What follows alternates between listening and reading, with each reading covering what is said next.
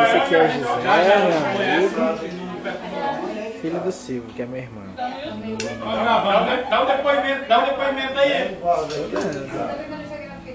Esse é o José. Dá tchau pra câmera, José. César vai dar o depoimento Legal, dele. legal. Deixa eu ver. César vai dar o depoimento dele.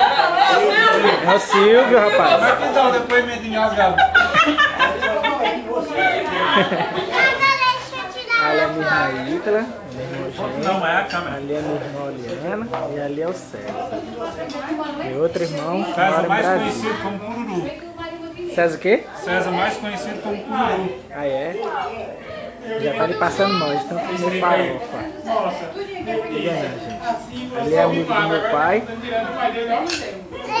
o Barros, com a família dele, a mãe dele, a esposa dele e a filha dele. Ali a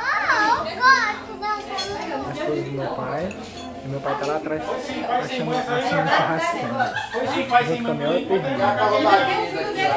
Se disse a minha irmã, mas é amiga. Ela se considera filha do meu pai, mas é só amiga da minha irmã.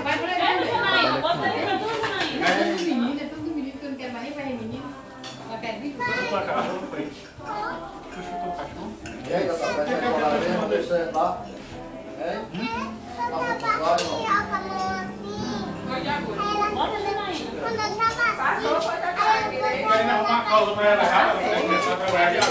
O problema é só que ela vai ter na vida, problema.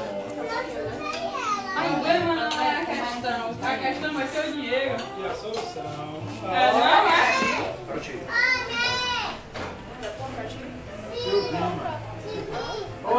Aqui, ó.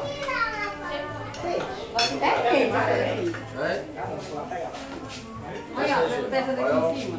Tem mais? Tira aqui, você vai fazer. O negócio aqui é igual caçamba. Tá vendo? Ó? Aí tu segura aqui, põe a mãozinha assim. Isso, agora tem que segurar forte. Aí tu aponta pra lá, ó, que senão tu não vê ninguém. Aponta pro papai, pro Silvio, xará do tio, ó. Aponta.